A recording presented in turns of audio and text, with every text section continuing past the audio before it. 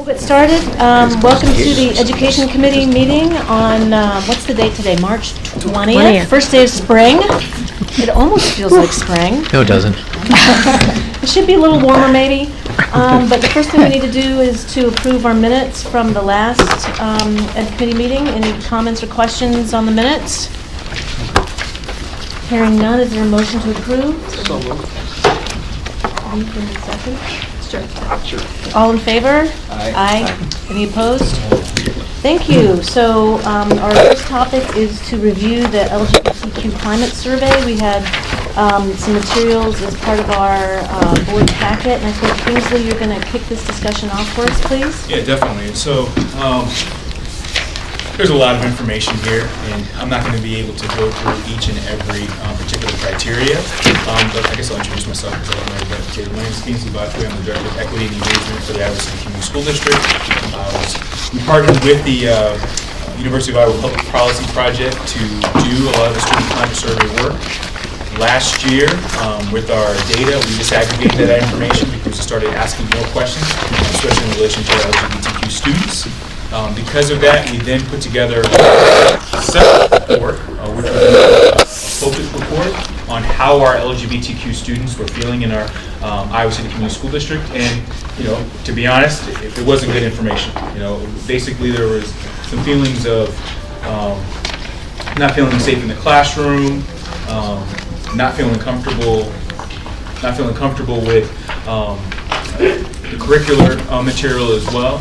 And so because of that, we convened a task force that convened, I would say, late, about before November in the of the fall of last year. We presented in front of the board. One of the things, I can't remember which board member said it, was, hey, this seems great, but can you look at how we can provide a roadmap to put this information together? I have to give all the credit to the University of Iowa Public Policy Project, Dr. Bruck and Tessa Heron as well, because they provided that roadmap. Now, I did plaster draft across all of this because our LGBTQ steering committee doesn't meet until Friday, so they haven't even had a chance. I sent it to them last night, so they haven't even had a chance to go through it and kind of digest the information. And I still have my intern, Andrea Jane, working through this information to look at immediate. So this focuses on short-term and long-term strategies and recommendations, but I still want what we can do immediately, what we can do by the end of the school year, what we can do in a year, what we can do in 2 years, and what we can do in 3 years, just to help me kind of phase what we're going to work on throughout this particular process. But here's all the information here, and I'll walk through these pretty briefly, but just to kind of give you kind of some background as far as that's concerned. And so I'll just highlight some of the particular elements. It starts off with recommendations, support student and student groups. And please stop me if you have any questions. The whole point of this is to get that information out there. So you have the short-term strategies, and so one of the things that was apparent was that while we have GSAs formalized at the secondary schools, and we need to continue to look at how we can bolster those efforts, we don't have any GSAs at the elementary schools. And I can tell you a considerable amount of work that I do has been going to elementary schools and talking to students that identify as LGBTQ about, what we can do to support them in the elementary environment. So that was one of the things that came up from a task force standpoint that we thought was really important to bring forward. Another thing is just in general, and this kind of ties in, I think everything that we talk about here today is going to be some tie-in to mental health and bullying and all these other pieces. How do we ensure that we have appropriate access around mental health or access to support for mental health?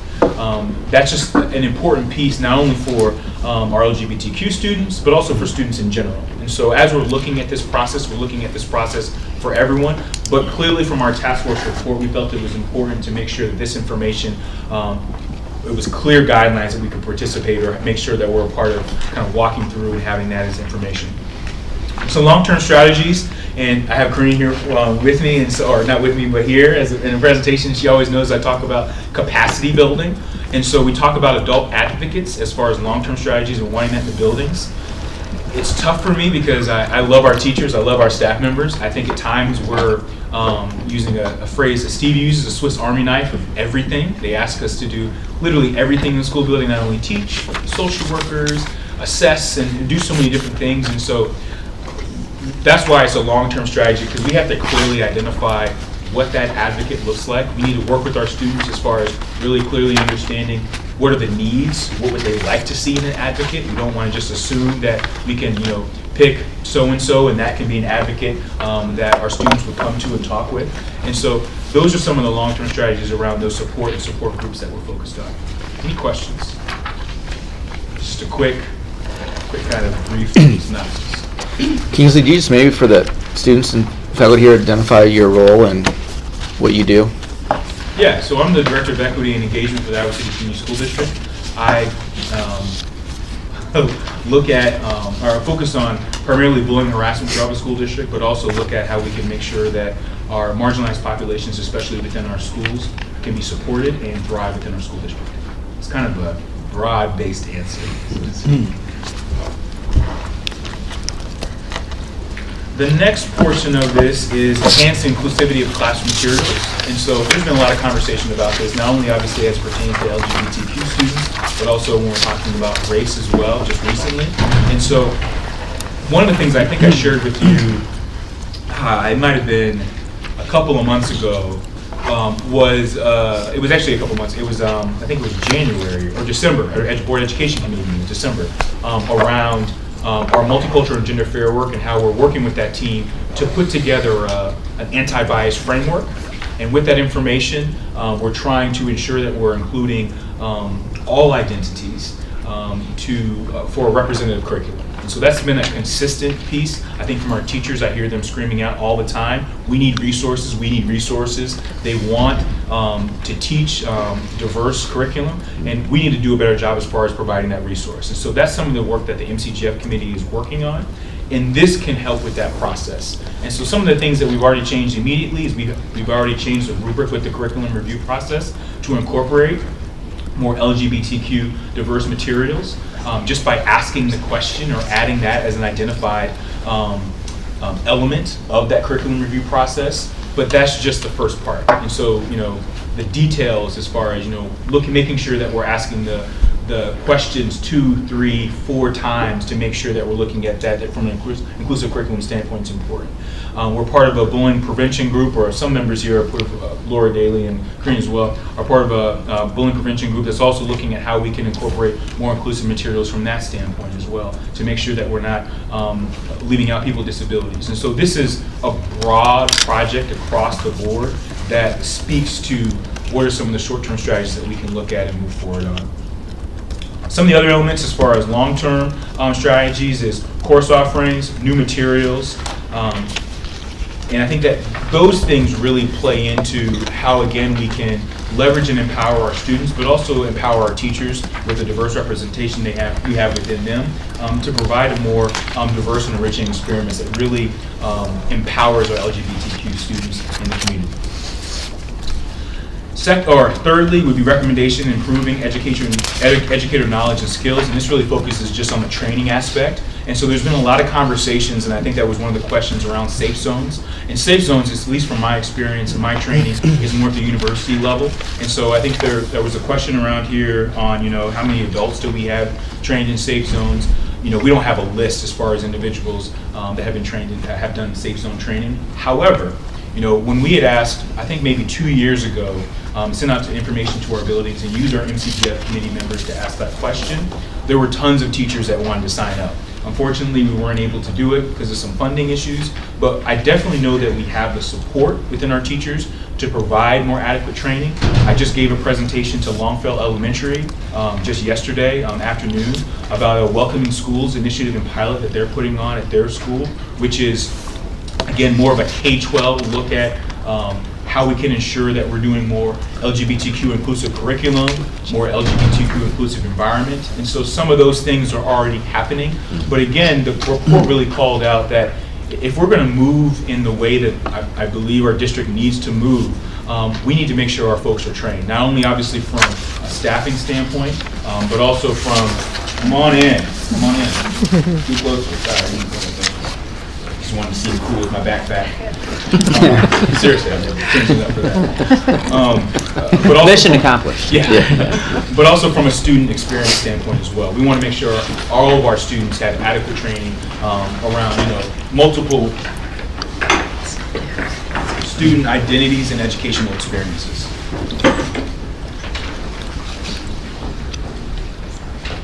The next piece is create supportive and inclusive school environments, and that focuses on gender inclusive restrooms. And so this was another question that was a part of the board education committee responses. And so, we have one gender inclusive restroom at the secondary level and then one gender inclusive restroom at the elementary level.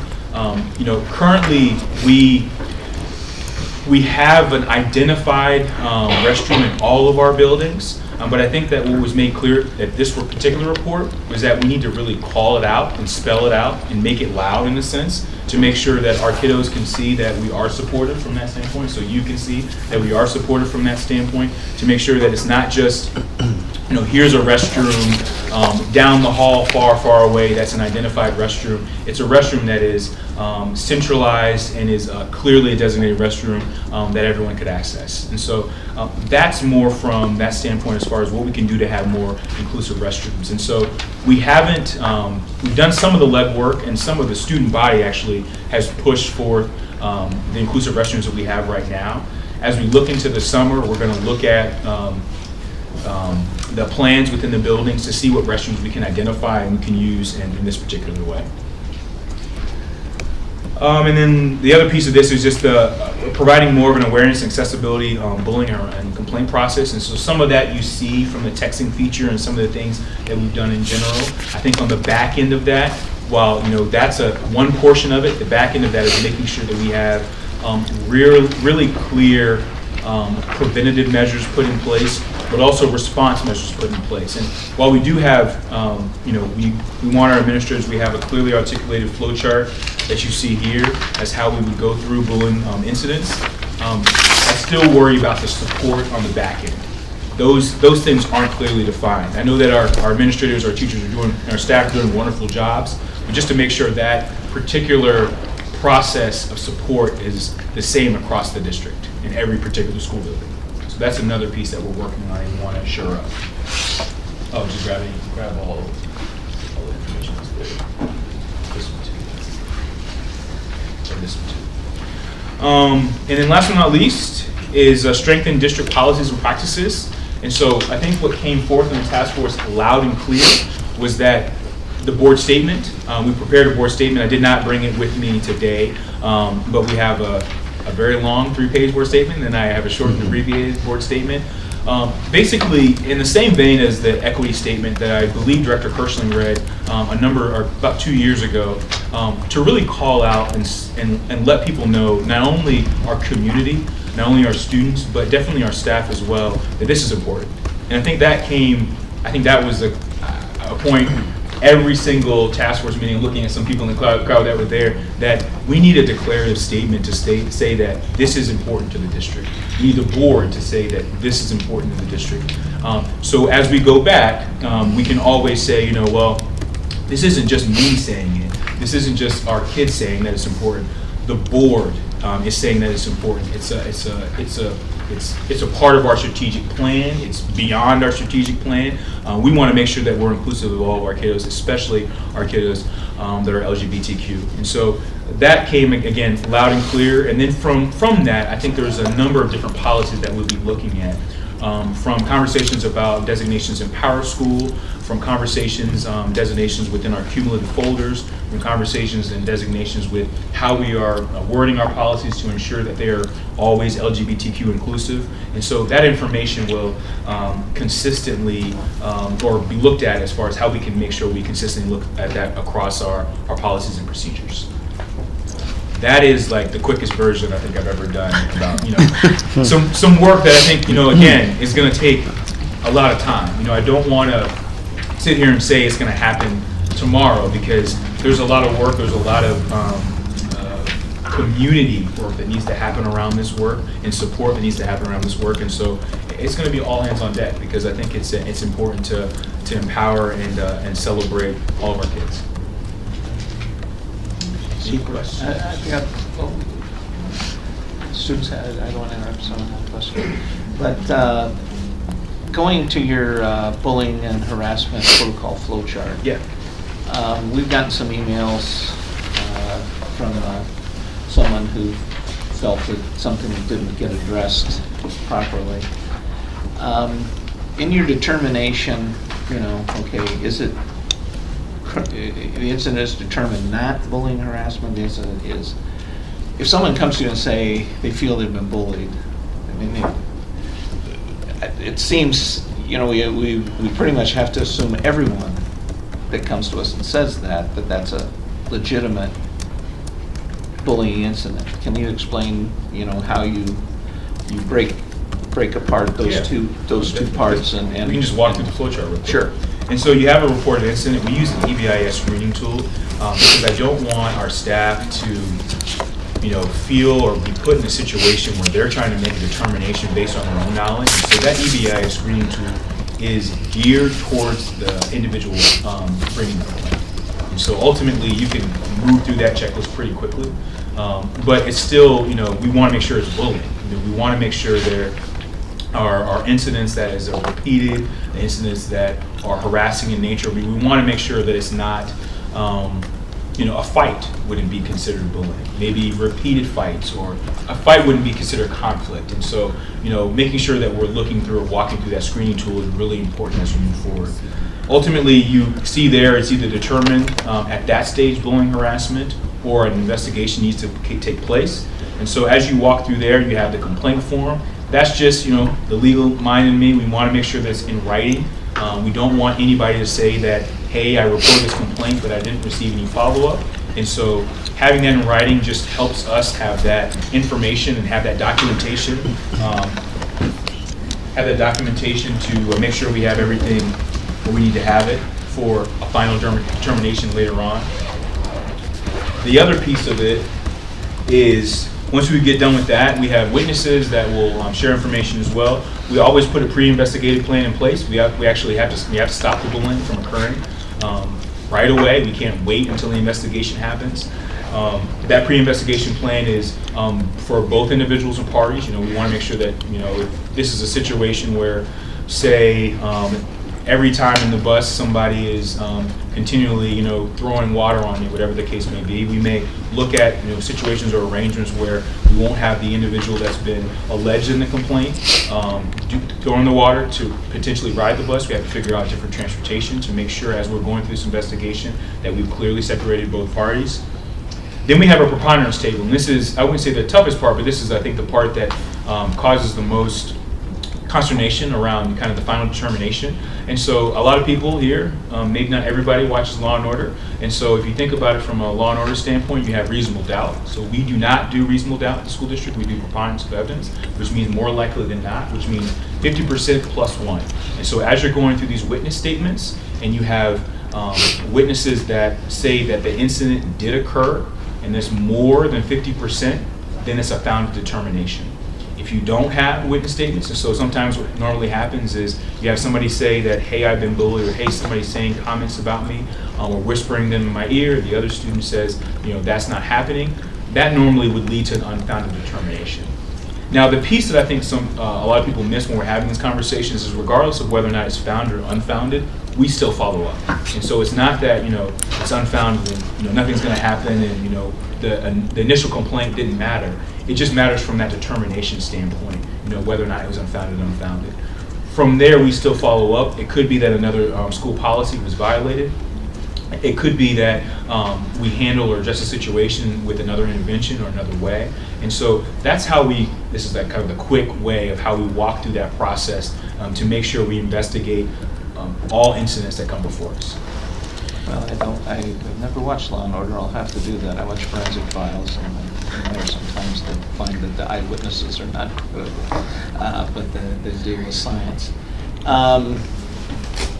As far as just, this is at the building level, when does it come to you, or does it get kicked up, or is this something that happens at a building level, and at what stage would it be put on your radar? Yeah, so I'm the principal investigator for the district. However, our our primary investigators would be the administrators or the building principals. They handle everything that would originate within their building. The times that I'm involved is when I'm asked or when I'm requested, hey, this is a situation that I think we need a little bit more, expertise or a little more guidance on, or there's a conflict of interest where I need to come in because the individual student has stated that the principal has a conflict of interest and we need some impartial person to come look at the situation. Or if the complaint starts with me. And so if the complaint starts with me, I'll either kick it back to the principal because it just started with me doesn't mean that it has to be investigated by me. Or depending on the situation, after talking with the principal and talking about their time to address the situation and handle the investigation, I may then go ahead and do the investigation. And so that's kind of the range of possibilities, so to speak, that something will get kicked up to me or something will go back to the building level. Primarily, most of the complaints happen at the building level. And if they didn't, it'd be really tough. Sure. And to go from one to a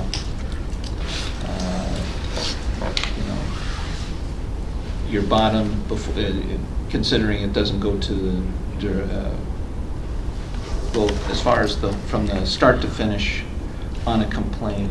Do you have any kind of a time frame? Is this something that gets happened in a 2 to 3 day span, a 1 day span, a week span? If something happens on 8 o'clock Monday morning as reported to the staff at a building, what would be a average time of processing through?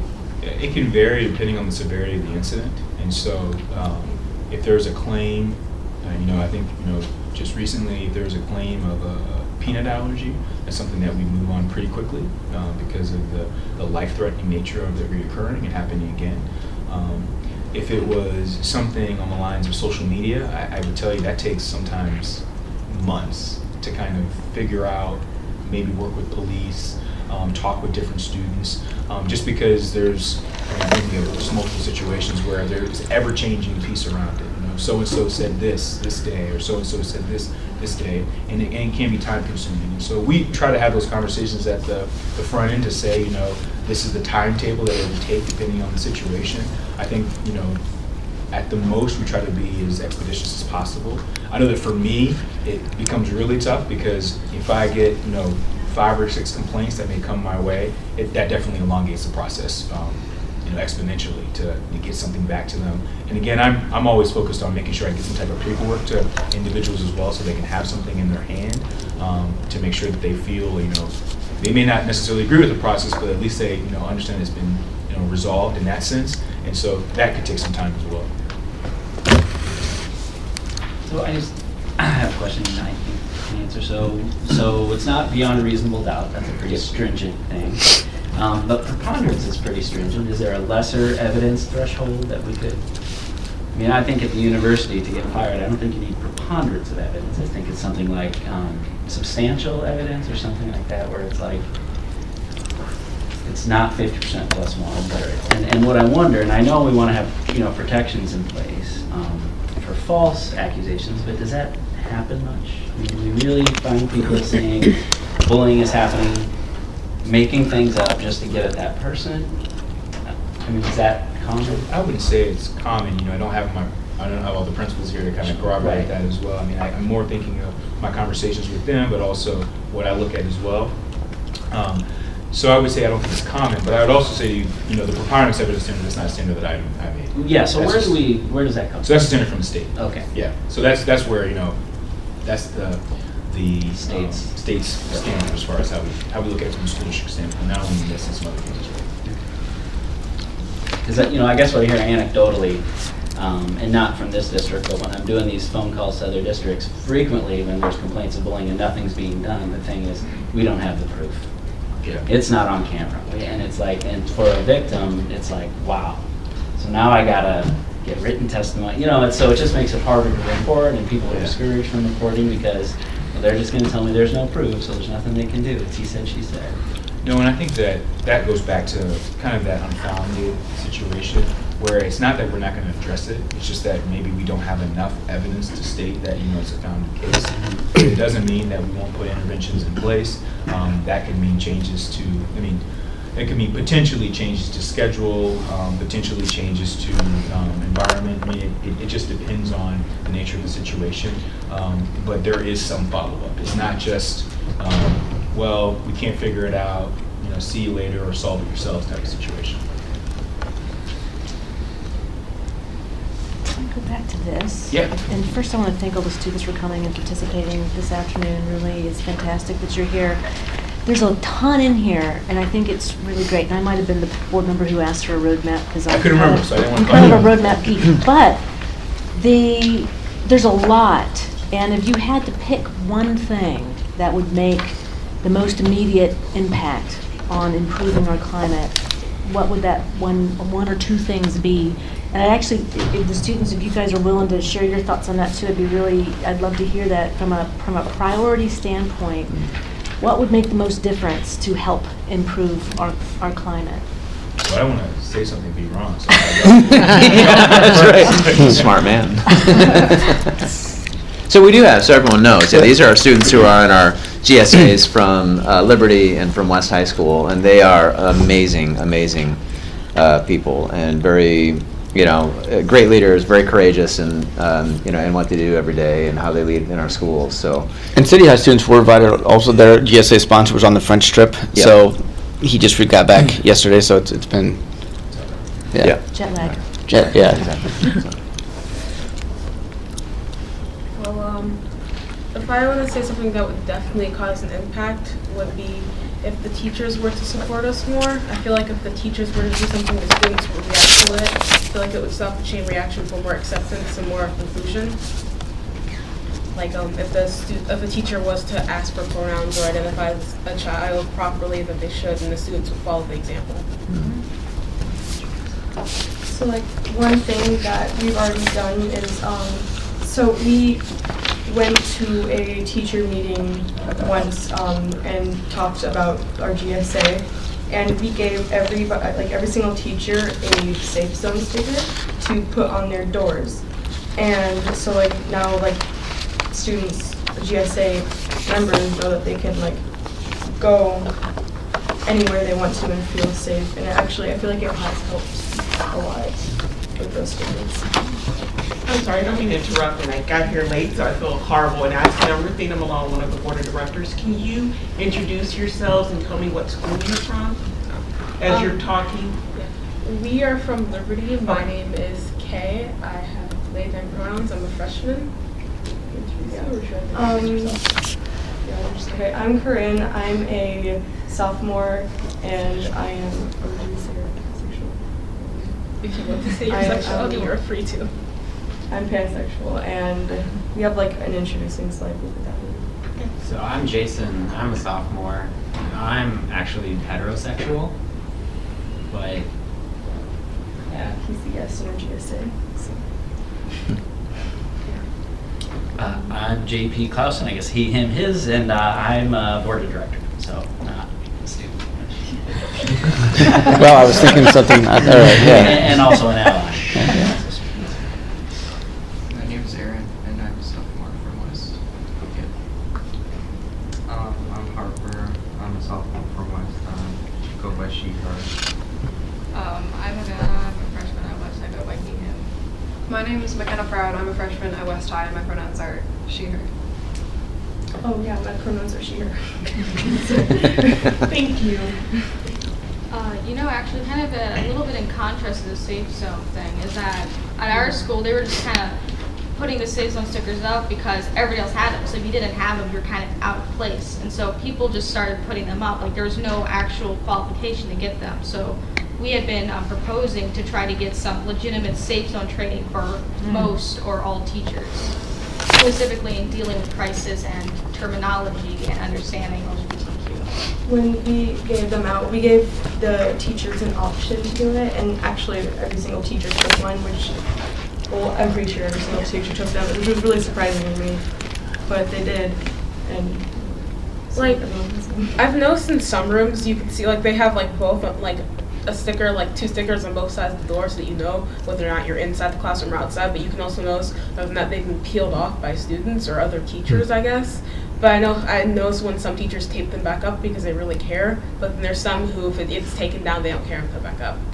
So I guess you can tell who really did or didn't care about it. I guess the dynamic more at West is you have the sticker up because everyone else has the sticker up. It's not because you actually care. It's just students don't feel safe when they're in their classroom if you don't have a safe zone sticker up. So what we are trying to do at Colors is we're trying to get a rainbow flag sticker that show you care, but you don't actually have the training, because not a lot of the teachers have the training that is required to have a safe zone sticker. But so we're trying to push for a rainbow flag to put on the door so that people know that you can be trusted, like you can go to them and they can direct you to a teacher that has the safe zone training and like the qualifications to have the safe zone sticker.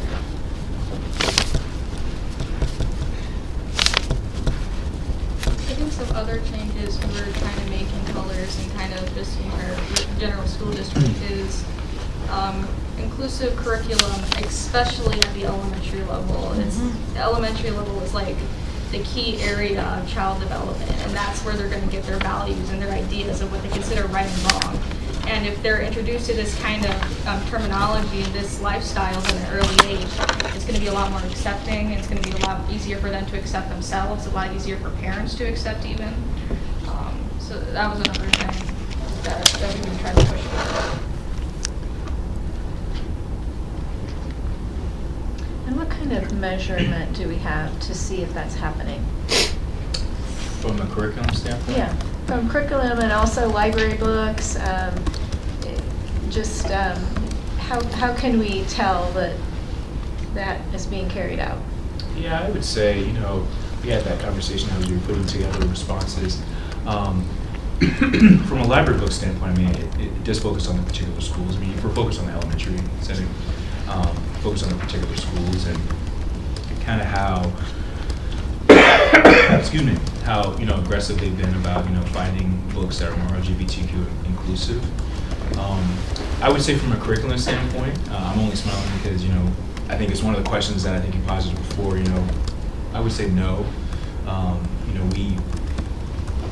We have a very heteronormative curriculum at the elementary level, and again, I think we had this conversation. I'm smiling also because I had this conversation with one of our elementary staff yesterday.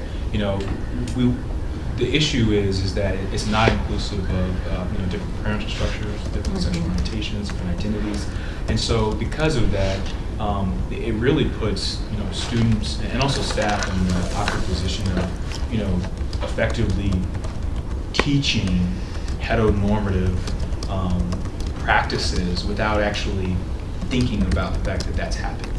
And so, maybe taking in heteronormative practices and things without even thinking that's happening. So that's where, from an elementary standpoint, we have to have a more inclusive understanding. One of the examples I always give when focusing on that MCGF anti-bias framework I was talking about was, you have at kindergarten, the curricular connection is when we talk about families. I think it's in social studies when we talk about families, or in health or social studies. I can't remember exactly. Look at my computer, but one of those pieces is that do we talk about different parental structures when we're focused on even that we talk about mom and dads, and I would say that there's one specific section that we may mention in the health curriculum, but it's definitely not expansive, and I would say that it's not enough. And so to that extent, we don't have it, and I think one of the important things from this and what you know about from equity, the work I like to do in general, we want to measure the mess out of it. We want to make sure that we have those measurements in place from an assessment standpoint, not just to say we're doing it, that there's some type of barometer to state that we're actually doing it. So obviously the libraries purchase books every year. Are they asked to use a certain amount of their budget to purchase inclusive materials? And then my second part of that question would be, I'm just thinking of early readers, kindergartners, first graders, when they're being sent, well, I don't know if this happens at every school, but at my kids' school, they were sent home with a book. It might just be 5 pages long, but it was a book to read at home. Those books are replaced all the time because they're paper, essentially. It seems to me that would be like low-hanging fruit. That would be something that could be very easily, it's not a curriculum that has to be purchased, they're already getting the books. That would be the kind of thing that if we could get some sort of, I don't know, process in place to ensure that when those books are replaced, that they are inclusive books. Yeah, so it kind of goes back to my immediate, month, year, 2-year kind of plan. Going back to the curriculum review process, I mean, I already talked to Diane, and she's incorporated some of the LGBTQ inclusive elements within that curriculum review process to, again, ask that question on the front end. And so we just had to have that conversation. It does happen. I mean, we do look at diverse curriculum. We do promote diverse curriculum, but that's a conversation that, again, I think it needs to be more explicit and in policy. I think that one of the things that I always worry about, just from my background, is that we may say and do a lot, but I always talk about if everybody leaves the table right now, let's just say that we continue as a practice as we move forward. And so that's where it's got to be put in policy and clearly articulated that that's what we are going to do as a policy moving forward. So would you like the board to come up with a policy that says we'd like to see, some percentage of books be gender inclusive? Yeah, so I would say to that, that's part of the homework I've done, and so I can share with you all the documents once I get back. After the meeting tonight, later on tonight, I can share with you some of those documents that we're going to be talking about at the LGBTQ steering committee meeting on Friday. But that's a part of that long board statement. Yeah. Is it looks at how we identify inclusive curriculum. I think that for us, let us work on the percentage piece and some of the details to that extent. I think kind of hearing from the students, and also, I guess the two things, and I kind of played that game a little bit, so thank y'all. The two things that I'm hearing pretty clearly is, wanting that teacher support really can be helped by a board statement. I mean, honestly, when we were able to put together the strategic plan goals, I feel really comfortable going into my professional development setting saying, this isn't just me saying it, the board saying that these are the things that are important, and we have to do those things. And so, I can share the board statement, because the board statement itself talks about just general inclusion and how we need to specifically focus on LGBTQ students, and then it then is attenuated to focus on different key areas that we need to see policy change.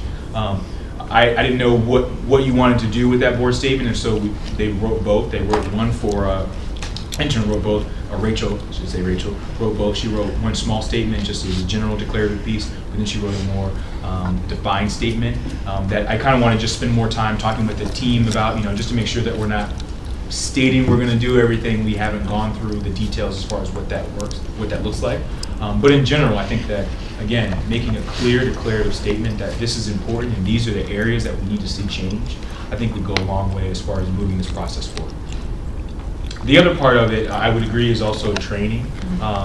It's to go through safe zone training, to participate in different workshops and discussions has been obviously huge for me in my understanding and development and personal growth and professional growth. And so, to not have our teachers being able to access it, I think is really tough. It puts our teachers in a tough situation where, they're not aware of terminology. They're not allowing for or thinking through correct pronoun usage and other things that are demeaning. When you're a student that's looking to your teacher, looking at the administrator, looking at me for that type of support. So that I think is more from a training perspective. I think our teachers want to. They just want to know how. So how? How can we do it? Yeah, so the university does it. Yeah, so one of the things that we've been working on the back burner, actually with Transformative Healing, they were coming in and going to do some work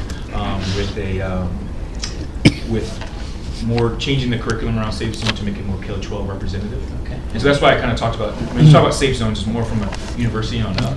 Understanding, not saying that's not important to have, because it does talk about suicide rate and other things from an LGBTQ standpoint, but we wanted to make sure it was K-12 representative across the board, not only for our secondary students, but also for elementary students as well. And so that's there, kind of waiting on some part board statement, some part how can we adequately or streamline funding in order to support the type of initiative. What does it look like to train all our teachers? We were trying to do it actually during, Diane's not here, she has a schedule, the professional development day.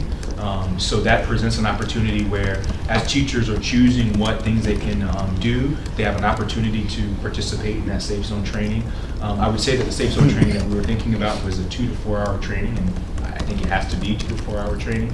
And so those are some of the things we've already been working on. I think that, again, to me, I want to make sure with a lot of things that are going on that there's a process. And so that board statement, I think, is very important to kind of open up that gate, not only from a community standpoint, but also from just a general staff and student standpoint. But as we move forward, I think that that's the next step. We already have identified days for professional development, August 17th and October 5th. And so those days are already in the back of our minds as far as how we can move forward. We just have to get some of those things together. Jessica Regal, other governments, Thomas.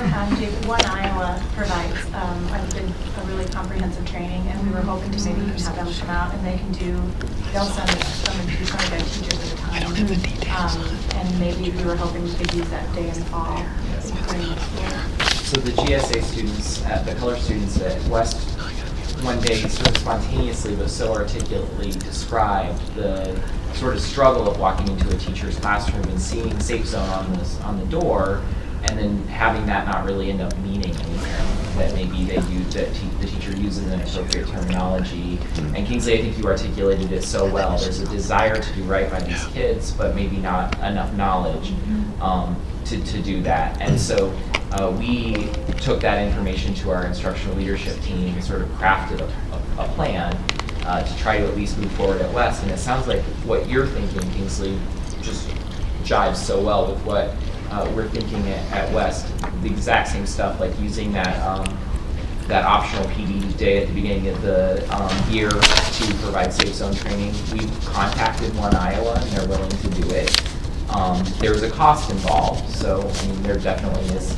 We have to dedicate some money to it, but our thinking was have a cohort of teachers from each of the secondary schools, about 25 teachers, 3 trainers. They'll train 25 at a time. And then have those teachers go back to their schools and share what the experience was like, what they learned, what we could implement day one in our classrooms, and then provide the opportunity again in October for a second cohort of teachers to go through that experience. Having heard the first cohort share their experience and say, this was really powerful, positive, then maybe get some of the fence sitters excited about it and then get them to do it as well, which would result in at least 50 teachers by the end of October all having been through this training on appropriate terminology, and would make, I think, just a really big impact really early in the year next year for our students. And this was their plan. I mean, they really articulated this so well. They, distinguishing between I want to be an ally, but I haven't been trained. So they came up with the idea of, a rainbow flag if you haven't been trained, and maybe a more substantial document that you post on your door. It's like, I've been through safe zone training, and this is what I'm prepared to do for you if you need me. I mean, these were their ideas, and they really put the plan together. And they actually wrote a document for us that I think at some point we can share with everyone that has those details. Yeah, we have a lot of our students, the school musicals going on, so we didn't give as many kids that wanted to come, but they did create documents. This is Travis Anderson, Carrie Barnhouse, and Melissa Neese, and Jenny Saylor, who are our GSA sponsors at the 2 at Liberty and West. But so we can share that, because there was an example of a curricular piece I thought was kind of interesting, where the students actually put in I think it's French or Spanish, French, just of a story about how love develops in relationships, and getting we got just I'm just playing my computer. Yeah, probably. I think the Liberty students and the West students. Liberty students came and presented to the staff and faculty that said appropriate uses of pronouns, and their presentation's phenomenal. I mean, it would be something that I would hope that they would share with all of you as well. I mean, I think that speaks to the students that we have and how amazing they are. So I think the board should go through this training. Yeah, that's smart. And I would echo again, I'm presenting this, but a lot of this has been student-led. Yeah. So I was aware of already the West concerns about, having the safe zone training stickers, or having the safe zone stickers, but not necessarily knowing whether or not that individual is an ally or not. I think it came in the vein of me trying to push out, who wants to be safe zone trained? And then that kind of happened, and I was like, oh my gosh, I made a mistake. And so those are some things. And I know city's not represented, but I mean, the city student body is the reason why there's a gender inclusive restroom there. I mean, that was something that they clearly articulated in an email to me. You need to get done. Yeah, they're doing great work at City. So this is just sort of like a weird timing thing. Yeah, no. So I just want to make sure that it's representation across the district. And I don't want to leave out that elementary piece, because I think that there's a lack of education and knowledge and understanding about our kids having some of the same issues that are being talked about here at the elementary level. And it's weird for me because I see it a lot just in my role, but I would say the greater community doesn't have that understanding. And so as we move forward, that's why that statement is so powerful and impactful and necessary, because I think it clearly defines and states that this is a directive. I mean, I feel like I do somewhat of a good job of clearly defining and stating things, but I mean, it's not just about me. It's about the board, it's about the community, it's about the students, it's about the staff. And so, again, I want that to start somewhere, and that's what the task force wanted to start somewhere. And then again, as we work through that, we'll be leveraging all of you to do that work to move the conversation forward. It might just that some of the students have practice or rehearsals or jobs, so if you want to get their perspectives, it might be better on the sooner than later side. I think the biggest thing that's like really going on, like a lot of these issues, I think probably the biggest overarching issue is that too many people don't have an opinion on this, or they're not sharing their opinion. And I think that's kind of very dangerous, because you don't know if they support you, and then therefore if they didn't, then you can clearly take care of them. Like, this is a person who doesn't support me, they can take care of them. But if you don't know, or if they don't share their opinion, or they want to avoid the controversy of it, they are damaging the students around them, empowering those who may not agree with them. And I feel like if people started coming out more and saying this, yes, I support you, and showing through ways, whether it be through action, through words, through the safe zone training, through even a statement like that, I mean, like anything to show that it's no longer we're avoiding the controversy, it's no longer we're not going to have an opinion on this. It's like we clearly support people, and we're not gonna cast kids aside. We support our kids, that kind of thing. I have a quick question for the students. Paul Russell, our board directors. A lot of times we get these surveys, and the summaries, will say that kids don't feel safe, and I think some people hear safe and they think like from an intruder. So I would just like to know, maybe you guys can just lay it out, like what does not feeling mean? Because it's not the intruder. It's like, safe. It's safe in the classroom. It's a different kind of safety. It's like when you walk into a room and you're sitting there and there's a bunch of kids talking and you can overhear their conversation, and they're talking about something that makes you feel uncomfortable, and they continuously do it over a long period of time, and the teacher does nothing. You don't feel safe. It's like they're targeting you specifically, even if they're not meaning to, or they're directly trying to. You don't know because it's never brought up and it's never tackled.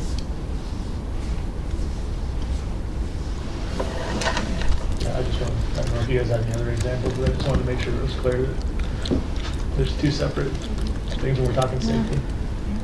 I mean, as much as I appreciate those surveys, I feel like there's a lot of kids who just skim through it because they don't have enough care for it, because they seem like it's long.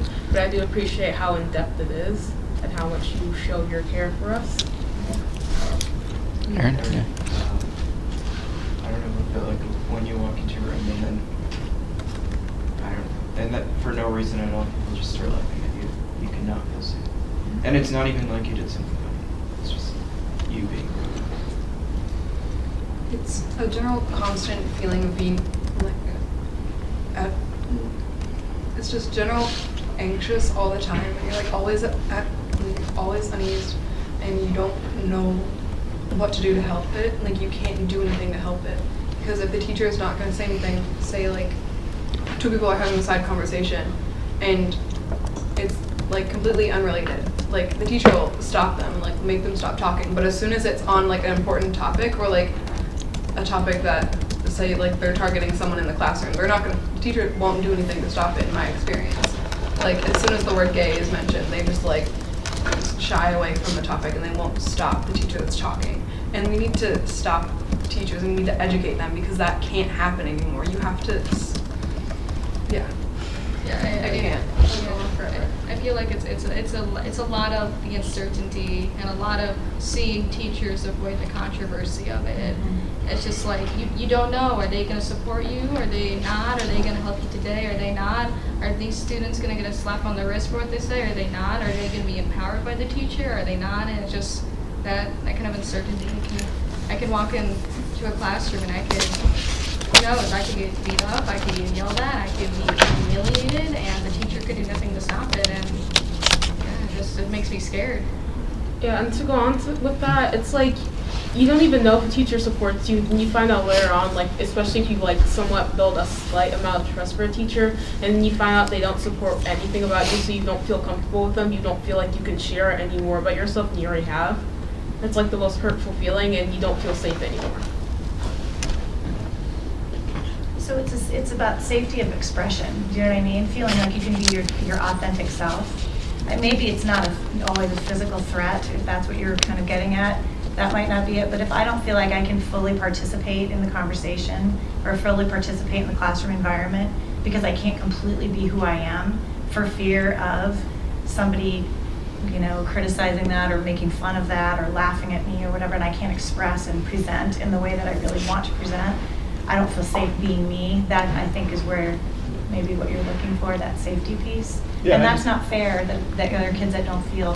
So I think, I'm sorry to intervene here, but I feel like what the kids are saying, one of the common threads is that we're at a point now where we're no longer going to talk about whether it's a real thing or not. Like, I think some people avoid it because there are still people who have this validated idea that it's a choice or it's not real or it's a fake. I think there are actually still people who feel that way, and I think we need to move beyond that, and that's not an okay conversation to have anymore. So that's maybe why teachers don't feel like anybody's given them permission to talk about it and to say, no, this is not, we're not going to respect, I don't agree with your lifestyle. Well, you don't get to not agree with it anymore. I mean, I think we need to move past that. And that's not going to be part of the conversation anymore. That's why I think people are avoiding it. Does that make sense? Which I think gets to what Kingsley is saying about a board policy. I mean, it really protects the teacher to say, I don't have to entertain this idea that, that there are two sides to this particular issue. That these students and their existence and their expression is completely valid, and I don't have to entertain the other side of that anymore. That's really the power of a board policy is to say that. And it empowers the teacher then to take control of that situation and give these kids what they so desperately are asking for, which is our unequivocal and strong rejection of those moments that make them feel unsafe. In the same way that we would do that with race. We would not allow, there are not two sides to racism, right? We have free expression, people can have opinions, but there are certain things that we can, as a teacher, we can say, no, that's not okay. You don't need to say that. You don't need to do that anymore. I remember in one of my classes, the teacher was like asking for pronouns, and I just heard like a bunch of kids immediately start saying things like attack helicopters, and they did nothing, or that it was too loud to hear them, but they still didn't attack the problem, like get rid of it, like get them to stop, because she was literally just trying to figure out what she can call the kids since she was brand new here. So. Yeah, and I appreciate the examples, because like I said, I just want to make sure people understood that when we get into this conversation, and later when we're talking about school safety from intruders, that when we look at these results that's not necessarily what they're talking about. They're talking about being safe in their classrooms from that kind of thing. So I just want to make sure that you guys are able to express that so people can do that. When will we get to see the policy, the statement? I know that your task force needs to work on the draft language and that kind of thing, but... Yeah, so I just need another meeting. And so, we'll look at it on Friday. So I wouldn't say for this next meeting. No. If it could be for the meeting afterwards, okay. We'll be ready. It's already done. Okay. It's just that I want to make sure that my eyes aren't the only one looking at it. Yep. So, getting a collaborative look at it and then going from there. And I think ISEA and NEA have drafted statements too on these topics, so they can be adopted. And yeah. That's good. I think the biggest thing, and I'll be honest about it and be on record, I am concerned from the community standpoint. I think that the board statement is important also from a community standpoint, because I've gotten just some questions related to the student climate survey that I think speak to some of the safe elements or lack of safety elements that our students are feeling in the classroom. And so in order to I feel uncomfortable and comfortable going into these conversations, that's my job. But in order for our teachers to feel that, I got a lot of questions, at least at Longfellow, when we were talking about this Welcoming Schools pilot initiative and saying, what if a parent disagrees? What if a parent states, my child won't be a part of this curriculum? My first comment was like, well, what if a parent says they're not going to be a part of a conversation around race or a conversation around MLK Day? It's going to be really awkward to know that your student's going to be out of school for the entire time. And so I think we need to get to that point, going back to what Carrie's saying, that, I think we've danced around this issue a little bit just because there's been a lack of clarity and lack of understanding and knowledge. But, I think we need to, just hammer into this situation. Strength of conviction. Yes. And we all have to be aligned on that. Exactly. That's all I have. Any other questions or comments? Thank you. Thank you, students. Yeah, thanks to the students. Thank you so Yeah. much for coming. Just for the board, one thing that did get to me when we talked to GSA sponsors and students, that there was a concern about the funding that got cut for the bowling conference. In the past, we've sent, I think, close to a busload, and then we were told that there's 2 per school now. So I'm not sure if that's because of funds that didn't come from up above, or is that a board decision, or is that I don't have the context on that. what? What was Well, the funding source? Yeah, so I can speak to Okay. that a little bit. As we've had more requests for funding things, it's been tough to fund everything, and so I think last year we did 2 per as well. I think prior years we've been able to do more, and that's just because of some changes as far as the requests kind of being a little bit more. Some of that has also been sending staff to the first. I think it was the first transgender school conference in the fall of last year, and so there's been different things that have been popped up that made funding a little bit more precarious than it has been in previous years.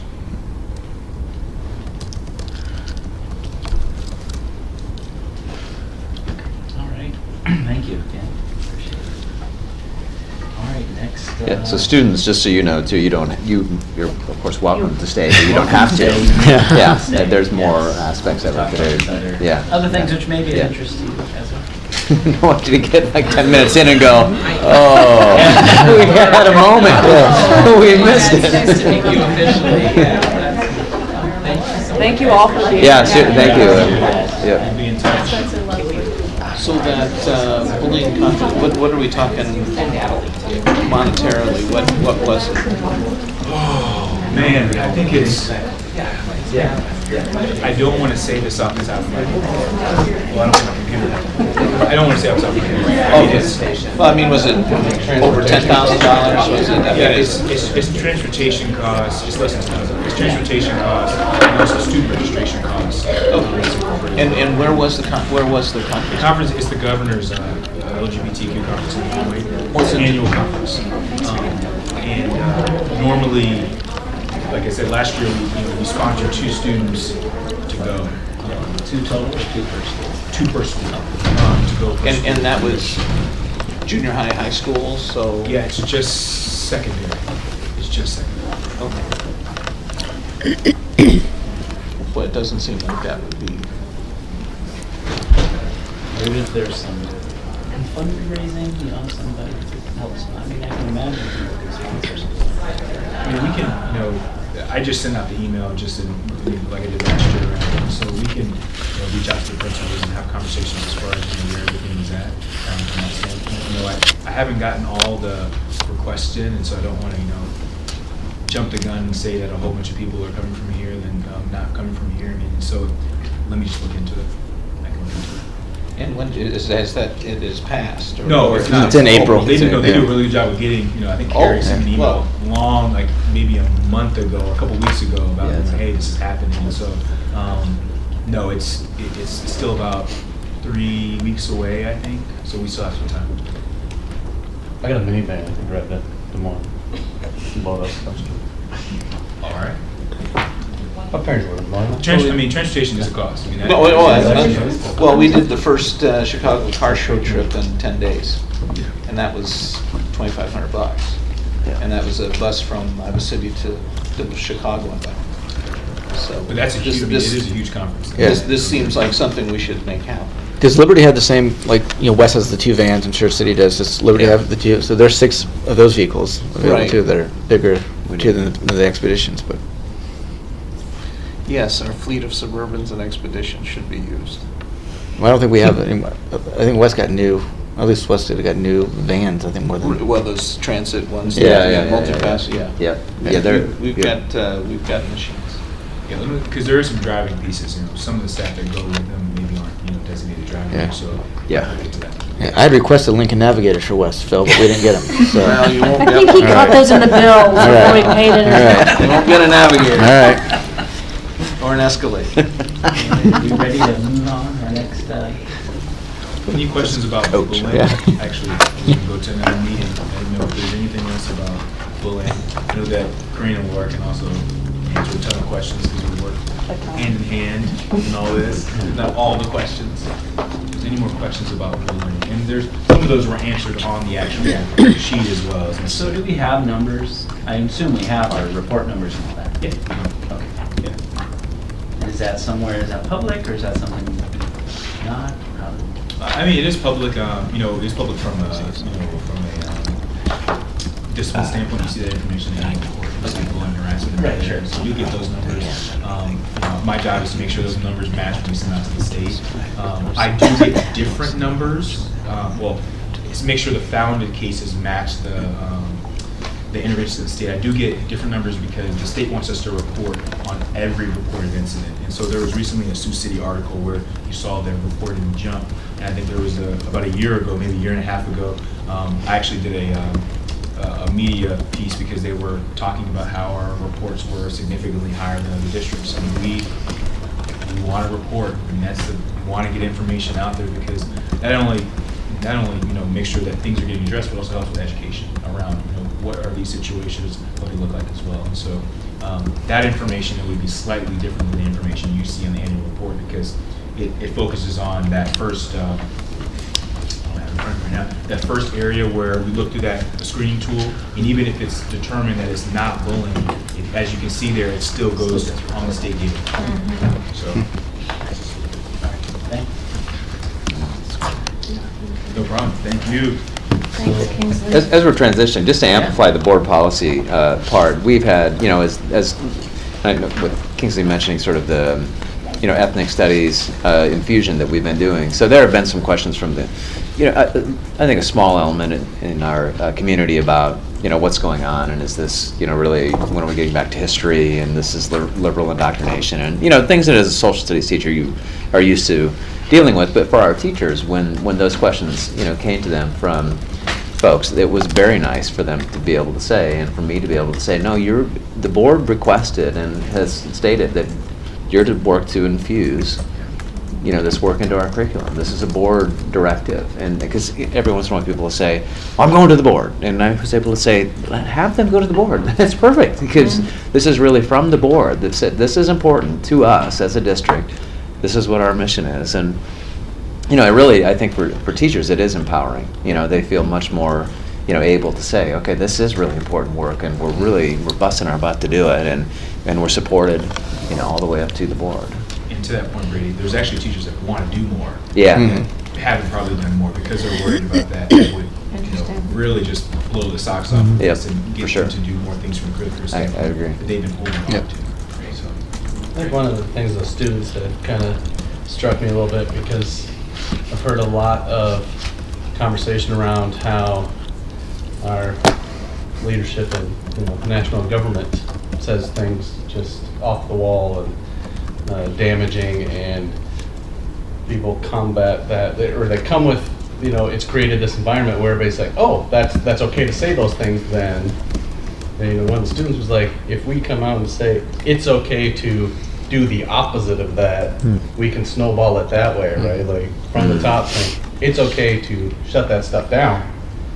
and hopefully it will feed off of it, because it has created this environment where people aren't saying anything to stop it, so it seems like, I guess it's okay to say all sorts of random things, and there's no consequences to it. So I think starting, with a strong statement and show that there are consequences, for doing things like that, then hopefully that will start to snowball in a positive direction. Well, I do want to clarify that other statement about, the teacher's not doing anything, because when we have looked into those situations, it's really about, again, not feeling empowered with the proper terminology and things to address the situations. And so, if you're to shut a situation down and say something that could be damaging to the student that may have reported the incident, or even equally as damaging to the individuals that are, participating in this negative behavior, it doesn't work to heal relationships. We'll hear we talk more sort of justice. It doesn't work to heal relationships at all. And I think there's just the litigious piece around, what teachers are and aren't allowed to say, that without that board directive just makes you feel uncomfortable. Yeah, And we so, need to help them be confident. yeah, it's the same. It's the same thing we have a conversation about race. If people are saying, if you can call out implicit bias that's occurring within the classroom, you are allowed to call that out. Yeah. We want you to call that out. It's almost like giving permission, and I don't want to say that in that sense, but it is. We want to make sure our teachers are empowered to have those conversations and be able to shut it down, as quickly as possible. I usually use the word check those situations as quickly as possible. Yeah, I had a great comment from a teacher who went through implicit bias training, and she said, prior to that training, she would not have called out, two African American students throwing out the N-word or the F-bombs. Like, she didn't feel she had a place there. But after implicit bias, she was like, oh, yes, I do. And she's fully comfortable. She's just had that fear, and like, I don't know what to do. I think some of this, is that they don't have permission, or they don't quite know how to call it out. And I think if we just move forward with that, that was a really powerful statement from that teacher. This was a veteran 20-year teacher that said, I finally have this realization when I have this training that this is my job, and that it's important to hold kids to expectations. Process question, does this need to go through P&G before it comes to the full board? If it's considered a board policy? It's technically, because we don't write policy at the table. Yeah. It hasn't in the past, when we've done directives, when we did the collective bargaining statement, when we did the That's a statement. That's what I'm wondering, is this a support policy or a students. statement? We could do it this way. We can split it right down the middle. We can still prepare, I have the statement and I have the policy. And so we can send the statement on, so you have that for the next meeting, and then we can have the policy that really speaks to each and every particular policy. I think the policy feels stronger to me, which taking it through P&G but starting with the statement, but ending up with the policy, I don't know. The statement kind of drive the policy, and then that can inform P&G. What do you guys think? Yeah, policy has more teeth. Yeah. For sure. Yeah. It does. Your immediate, being able to get that statement out there, I think is important. I think you can, split that, do both of them, but I would agree with. So maybe part of the statement could be like, endeavor to craft a policy or something. That way, then that leaves it open to P&G, and we're not legislating from the board table, but it lets P&G do the real work with that draft. I'm seeing on the TV screen up there, the first lady is having a roundtable on cyberbullying. Oh, wow. Thank you. Have fun at the city council meeting. Thanks. All right, are we ready to move on to, so we feel we've covered bullying, folks, and we can go to mental health, and what I think is going to be some pretty exciting things after today. After your little preview. Yeah, after my preview today of Harassment. So I'm probably from the last time we presented about PDS, I want to make sure everyone knows Kareen. Right? Hi. She's our coordinator of mental health services and supports our PBIS efforts as well, and does many, many things. And so we provided some information in your handout that just gives an overview of some mental health supports and services that we currently provide in the district.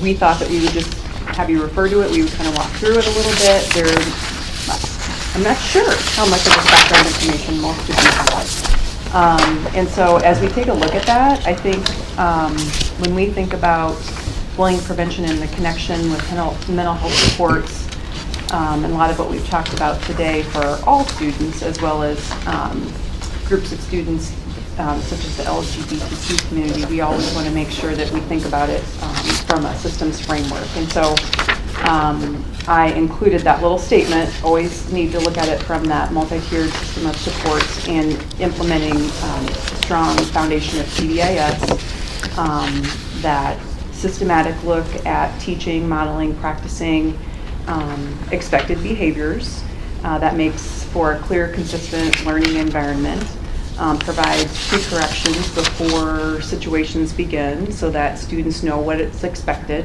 that there's a positive acknowledgement that teams are using data to base their decisions on for what interventions are needed. And so thinking about the importance of PBIS providing a safe learning environment in our schools, going back to Paul's question about safe meaning a lot of different things, we always want to make sure we've got that foundational support of our tiered supports.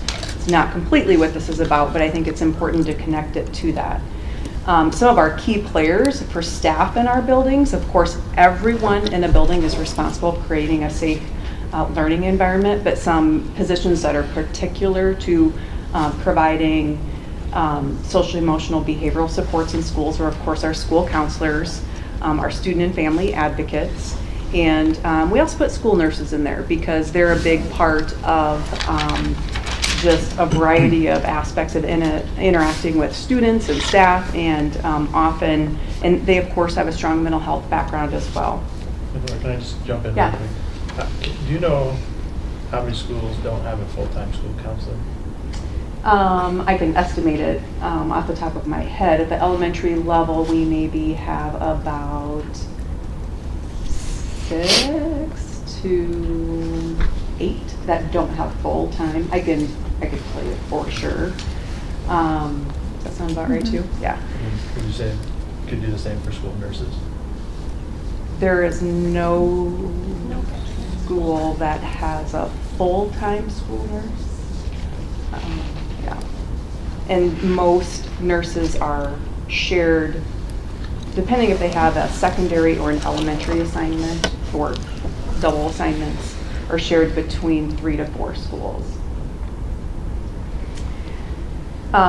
So those are some key roles, again, just at our building level staff. And then at the elementary level, kind of moving down to the services and programs that we have available, our or our bullying prevention program is Steps to Respect. The name has changed over the years since we've had since they've updated the curriculum. It's also referred to as Second Step.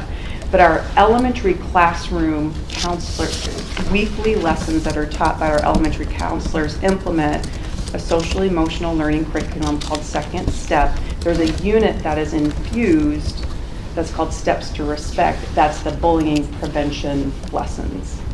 And so that's at the K-6 level. And so that's a prevention program. The other important part that does include a staff training program. School counselors lead that at the staff level. And that helps with identification of what bullying looks like, how to report it, and then the school counselor and the principal really are the ones, as Kingsley referred to, that then would, the principal is a primary investigator of determining how to respond to a potential bullying situation, but a counselor then is the one that would help provide some additional coaching to the alleged or founded victim, to the alleged or founded student who demonstrated bullying behaviors. So we have that in place at the elementary level.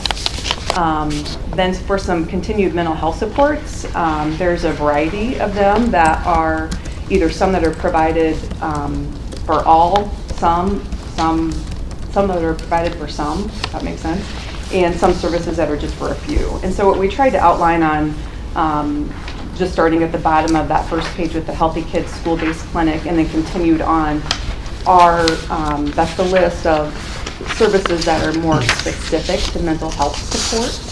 And you'll note in those bullets that some are limited services. So, there needs to be a careful team approach and identification of which services would be appropriate for what student needs. It's not as if these services are available to any and all kids. It's really has to be a careful, thought through process. When you take a look at that, I think maybe Green can describe just a little bit, just a really quick summary of each one, although it's right there in front of you as well. I don't know how the format of you want us to highlight this, or you just want to have this for future reference. I'll add that we're not mental health providers as school staff, right? So all of these services are partnership opportunities that we work on with our community-based agency personnel. And so having them be in limited spaces is intentional as we're growing up services, right? So JP and I were at a presentation this morning, and Lisa too, at the university where they talked about the DPT work that's happening at West High right now. And one of the conversations we had is, well, can we do it everywhere? And so there's a combination of providers needed to do this work, funding needed to do this work, and also making sure that the work is aligning with the needs. So starting most of these as small projects where we're looking at what are the best students to get the services, what are the outcomes based that are coming out of kids that are receiving the services, and then how do we sustain them long-term in a single place, much less how to grow them out into multiple locations. So that's why you may be looking at like, well, why aren't these everywhere for all kids, right? And part of that is capacity building across the board, both with district staff and programming and with our agency partners who are doing the work.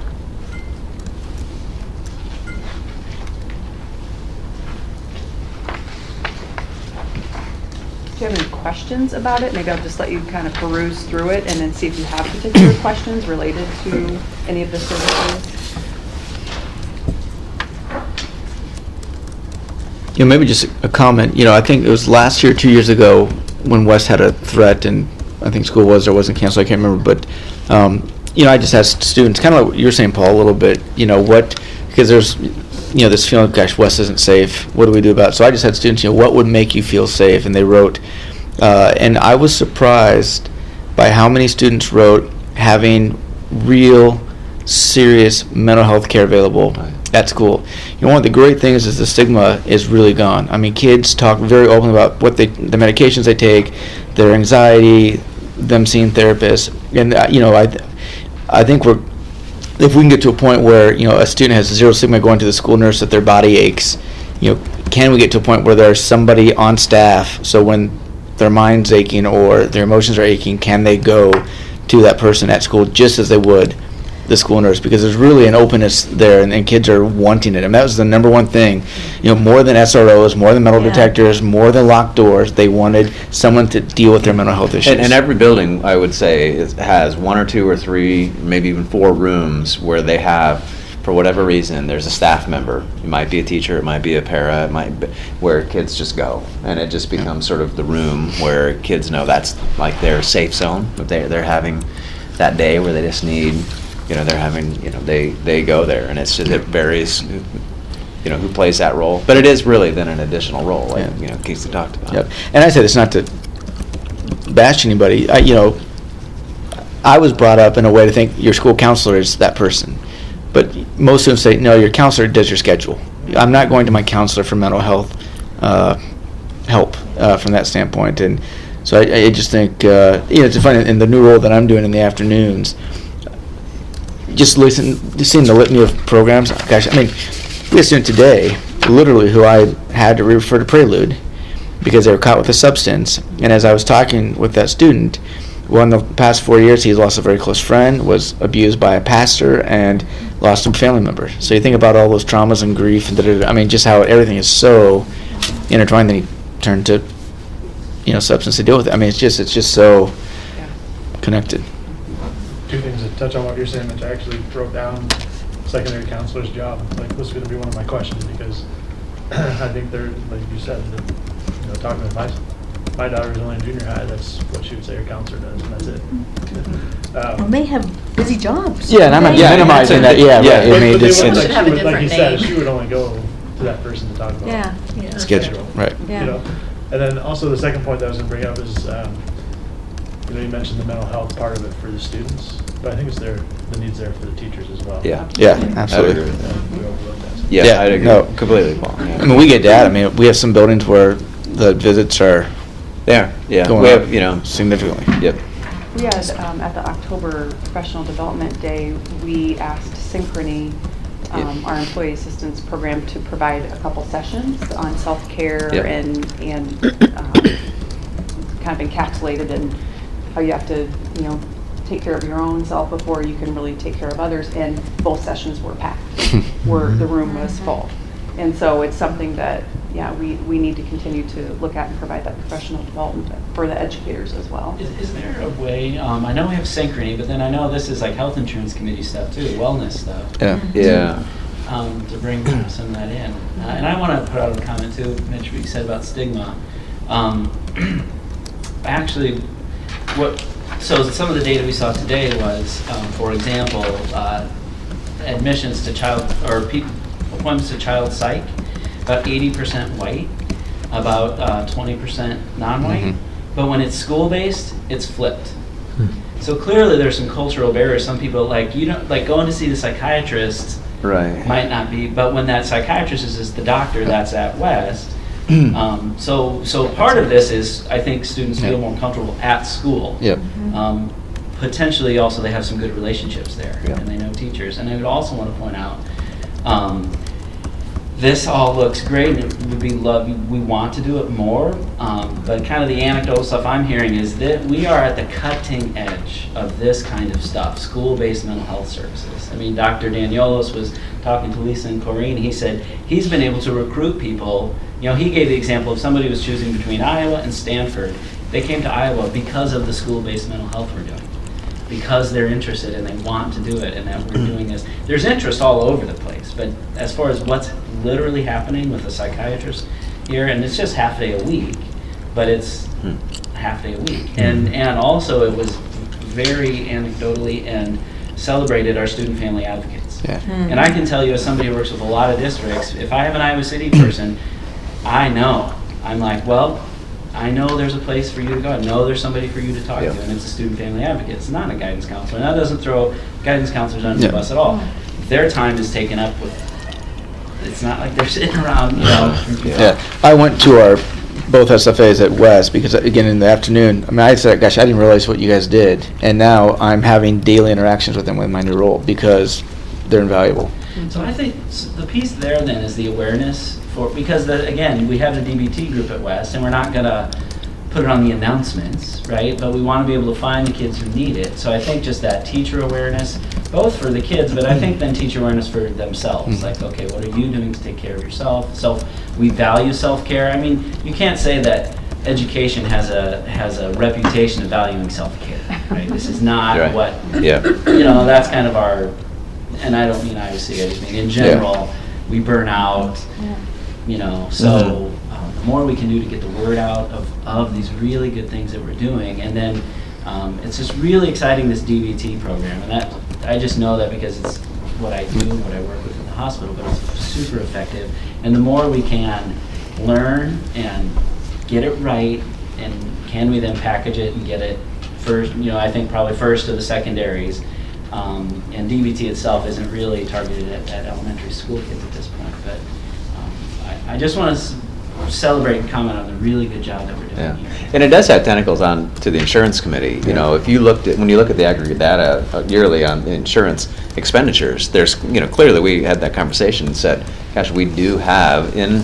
Iowa City, the stigma is largely gone. So a lot of our expenditures go to some of the mental health services when you take a look at the breakdown of what the categories Our are. prescriptions, the anti-anxieties and the antipsychotics. And so you can see it. But then we also have the conversation in that committee about wellness. So how do we promote that? And I would say as the board, I'd just throw out there, you know, I'll give a shout out to Paul, you know, with the Biggest Loser, you know, challenge. You need, I mean, it's fun when people in leadership positions, you know, are doing those things. We have the STEP challenge coming up, you know, and there's no reason in the world why the board shouldn't have a team, you know, and beyond that. Never do it. You never do it. Exactly. We bring this up all the time. It's like, okay, you get it on a team. And you know, it's you're saying this is important to us. You know, we're going to do it. You have the Crandick run, you know, same deal. You know, that's where I think when people see that and we're taking it seriously, in terms of wellness, because I think that trickles down. People start to think about it differently on our committees when we're in those conversations. And on the mental, just the mindfulness, I'd love to do, if that was offered to staff. Yeah. To have Mindfulness, yes. I think about Yeah. what I could use, just, and, I would love to get involved, like, if that was offered to me as a teacher, like, you could be, learn some mindfulness techniques, I would hit that in a second. So what are we doing for that? Can you just talk about what we're doing for mindfulness for the Sure. kids? Well, and so then- we also had sessions on that at the PD Day Okay. last Yep. October. Yeah. And they were also sessions Yep. that were busting Full. at the seams. I know, I tried. Yeah. No, I have Couldn't to get in. say, Yeah. Katie's got- Need to be there on time. I left, thanks. Yeah, no, they are. Yeah, they were wildly yeah, they were popular. packed. Yeah, Yep. and the data that came back about them after the day was great. Yeah. So, I think part of it is fitting it into the structure that exists, and that's the conversation that is happening, is how to have PD that's relevant and effective and is speaking to what teachers are needing. Yeah. And how we use those days really effectively. So looking at what were sessions that were highly attended and what we can replicate and what we can build on, I think is probably a really good starting place. Because I'll tell you, truthfully, from if just health insurance, Mhm. some of this, frankly, DBT and mindfulness, frankly, can reduce the use of Yeah. some of your Absolutely. anxieties. Like, Mhm. big- Oh, for sure. Yeah, yeah. Yeah, your leave is going to change in terms of the days. Yeah. Right.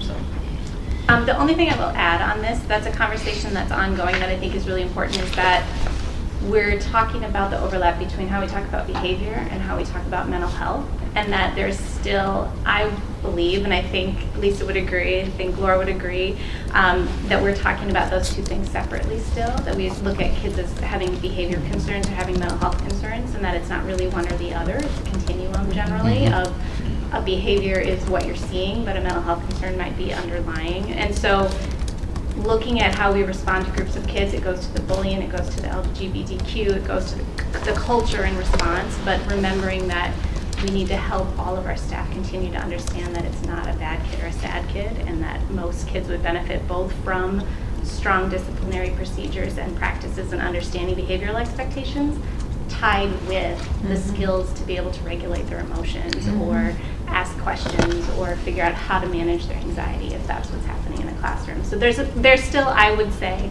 a great deal of work to blend those two and to work on that and to continue to promote those different components of education as we're talking with staff and students.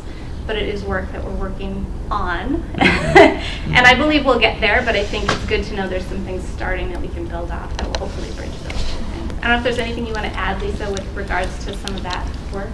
No, I think that it's usually a good sign when your work starts to overlap on a daily basis. It's just those convergent conversations. When everything that we talk about all day long leads us back to the same point, I think that means that we're doing the right work.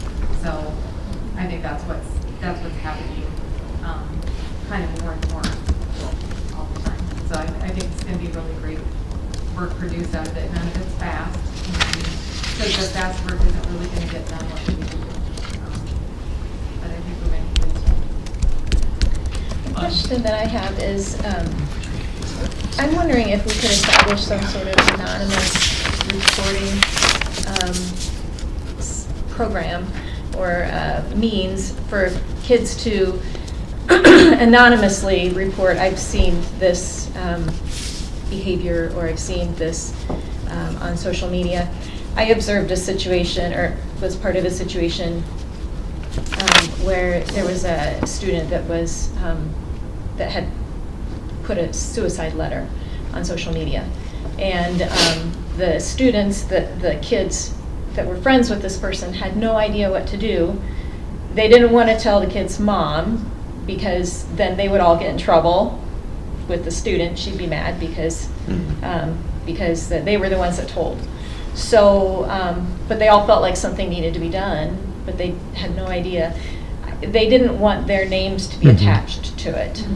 So there actually will be within, I would say, about a week or maybe two at the most. So we've got 2 tracks right now on our text messaging that allow you to report if there's a bullying incident or there's a sexual harassment incident. And so there's going to be a 3rd channel out there that will allow you, and actually we just found this out, that if you see something, say something, phrase is actually in the public domain. The TSA would actually prefer that you use that, so that it's a standard way for people to think about things, and it's not proprietary and it's not protected. We thought it might have been.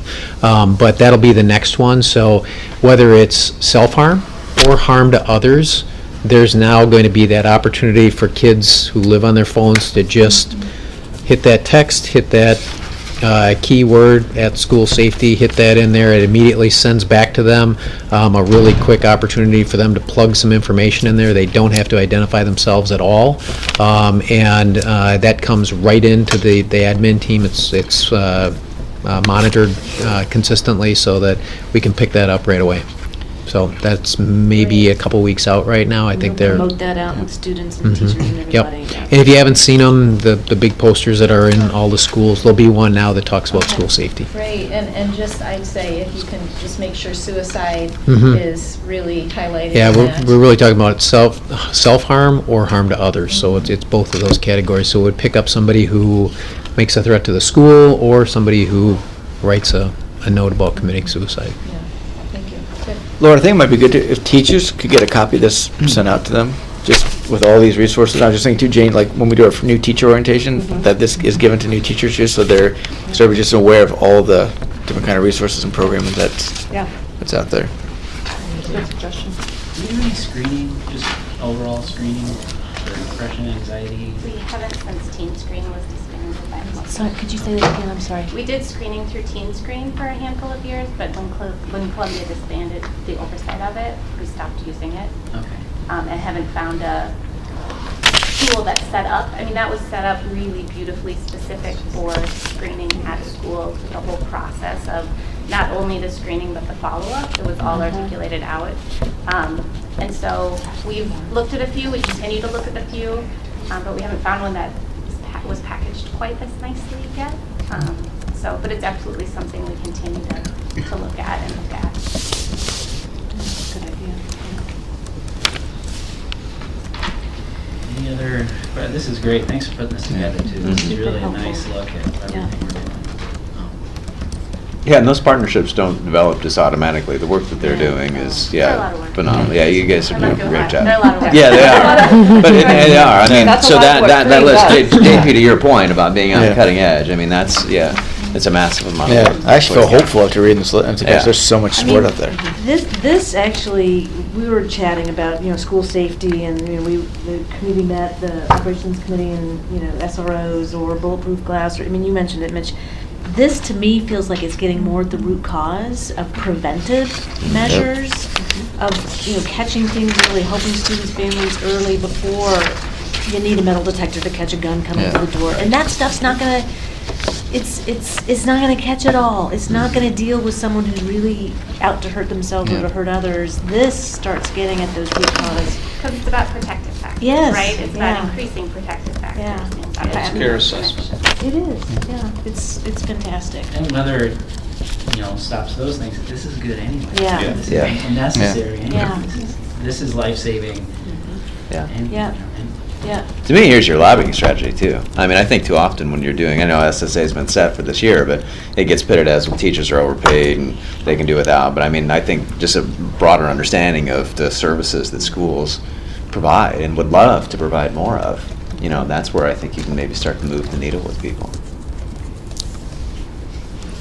I'll let you call Bobby. You guys get along so well, though. Any other questions or comments? Otherwise, we can go for a motion to adjourn this meeting. Or agenda setting. Oh, gosh, the next one. That's right. Thank you, Jane. So agenda setting, I know I didn't run in behind today, so I didn't bring my notebook from last time, but Paul, you talked about athletics for the fall, and we had one other thing we had mentioned for... The pathways, the career Exactly. pathways. Well, yeah, an alignment of curriculum that way, as far as making sure that our career and tech offerings are building blocks that, and I think there was something today with the governor on work-ready requirements, there was something that way that it's going to become a requirement. Am I getting that right, Steve? Yeah, and it's, actually, some of that stuff was unclear, so I'm not sure Okay. how it's Well, going to unfold. I know it's yeah. evolving, and I know Matt and I have had some discussions on that, but yeah, something along the lines of making sure that our curriculum is aligned, and we're making sure that, it's building block, and so when students go to the regional center, they get Right. the best outcome and things that way. So. And our goal, actually, Diane's sitting in the back there, so she knows this. Our goal is to go back to 7th grade. So we want to be able to talk to incoming 6th graders and say, as you plan to be a certified nursing assistant, and if your capstone is taking these courses at the Kirkwood Regional Center, what do you need to take in English and math and science and social studies as you progress towards that, so that you actually have assembled the prior knowledge and experience so that you're prepared to take advantage of that to the greatest extent possible as you move through there. And then what do you do after that?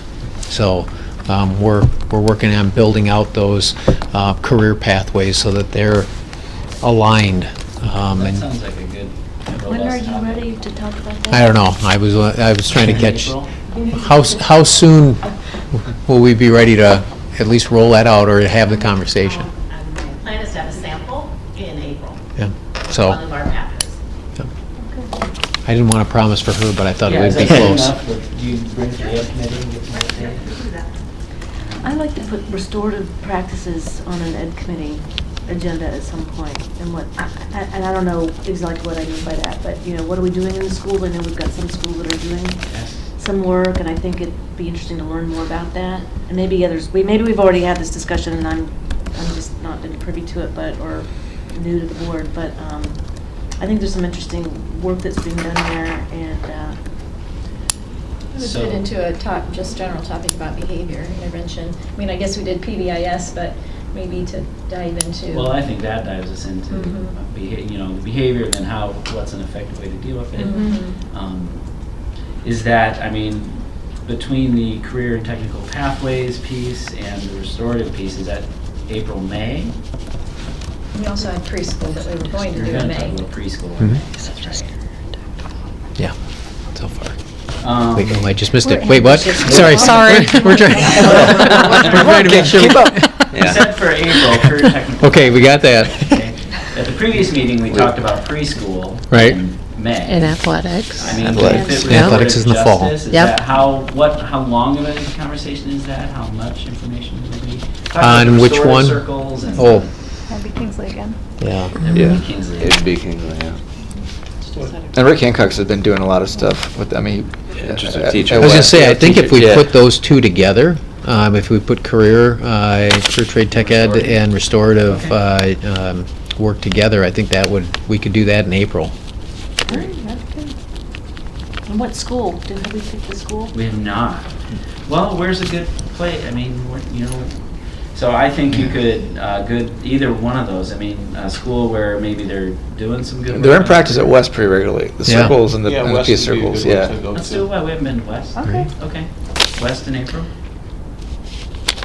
That works for us. We'll see you at it, right? When we were trying to set this meeting, he's worried about Yeah, that's construction right. going on. Yeah. If I don't have a meet, I'll try to be there, yeah. The host moved the Have to be tables the around host and if we stuff, have yeah. it. Yeah. And then, Oh, yeah, so Rick. in May, Yeah. then to talk about preschool, do we want to have it at a preschool? That's just a thought. I'd be interested in having it one of the preschools that has the wraparound, like Hills or Twain. Okay. Hills would be great. Yeah, let's see if we can do would Hills. vote for Hills. Okay. Yeah. Hills in May. That'll be important. I think it's smart. That's great. Yeah. Sounds like a novel. Yeah, because that's one of the things I'd like to know more Right. about. I understand the funding piece, but Sure. I'd like to. And they've got a little bit of a unique model down there, so Yeah. it'd be good to Right. Oh, hear, Give us walk an through that. opportunity Yep. to look at the facilities of Yeah, Hills get down there. and that way, since it was left off the plan. Okay. Anything else for agenda setting? And then fall, remind me, September, we're going to do athletics. We wrote that down. We'll have it in the parking lot. Great. All right, I guess now I call for adjournment. So moved. Second. All in favor? Aye. It's. So